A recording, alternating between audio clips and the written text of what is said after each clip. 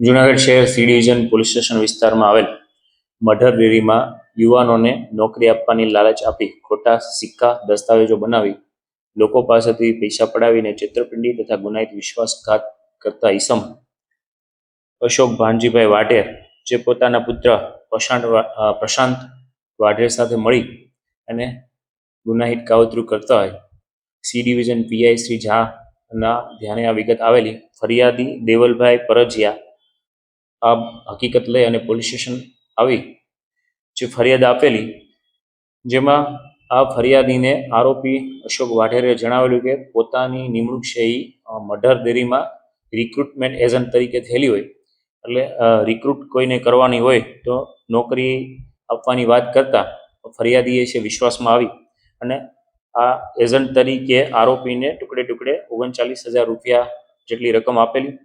ત્યારબાદ આરોપીએ ફરિયાદીને વિશ્વાસમાં લઈ અને પોતાના ફરિયાદીના નામે મોટરસાઇકલ પણ એક લોન કરાવેલી. વધુમાં આ જે આરોપી છે તેની એમો અલગ અલગ લોકો પાસેથી કોરા કાગળોમાં સહીઓ લઈ લેવી, આ ઉપરાંત તેના પાન કાર્ડ, આધાર કાર્ડ, બેંક એકાઉન્ટની વિગતો, કોરા ચેક, આ પ્રકારની વિગતો લઈ લેવી. ફરિયાદી સાથે પણ આ તમામ એમના અગત્યના ડોક્યુમેન્ટ લઈ લીધેલા હોય.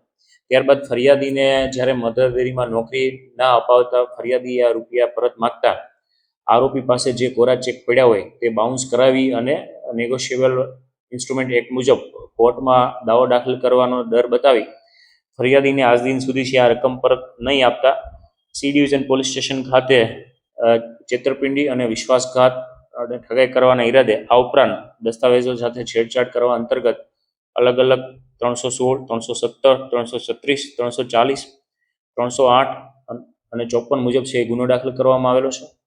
બંને આરોપીને છે પોલીસ દ્વારા તાત્કાલિક છે ધરપકડ કરવામાં આવેલી. ધરપકડ કર્યા બાદ 24 કલાકમાં આરોપીના ઘરે છે એ સર્ચ કરવામાં આવેલું. સર્ચ દરમિયાન આ અશોક વાઢેરના ઘરેથી અલગ અલગ બેંકના કુલ 8 ચેક, એક સ્ટેમ્પ એટલે કે જે મધર ડેરીના નામથી જે સિક્કો મારતો હોય તે, રેવન્યુ ટિકિટ, આ ઉપરાંત 22 વ્યક્તિઓના આઈડી પ્રૂફ, સાથે સાથે કુલ લખાણો 26 જેટલા દસ્તાવેજી લખાણો કે જેમાં અલગ અલગ વિગતો લખેલી હોય. મુખ્યત્વે આરોપીની એમો છે એ નાની નાની રકમ અલગ અલગ યુવાનો જે મધર ડેરીમાં નોકરી આપવાની લાલચ આપી અને 5,000, 7,000, 10,000 જેવી રકમ લેવાની. ત્યારબાદ આ ફરિયાદીને પણ પરત માગતા તેને છે એ કોઈને કોઈ ગ્રહ નડતો હોય જેથી છે એ કોઈ વિધિ કરાવવી પડશે એવું કહીને પણ તેની પાસેથી બીજા 1,100 રૂપિયા લઈ લીધેલા. આમ નાની નાની રકમ ફરિયાદી પાસેથી લઈ આ ઉપરાંત તેની મોટરસાઇકલ પણ તેના નામે લોન કરાવી અને પરત નહીં આપતા છે ગુનો દાખલ કરવામાં આવેલો છે. આરોપી વિરુદ્ધ અગાઉ વેરાવળ પોલીસ સ્ટેશન ખાતે આઈપીસીની કલમ 120B, 384, 388 મુજબ ગુનો દાખલ થયેલો. જૂનાગઢ કોર્ટમાં પણ નેગોશિયેબલ ઇન્સ્ટ્રુમેન્ટ એક્ટની કલમ 138 મુજબ હાલ દાવો શરૂ છે.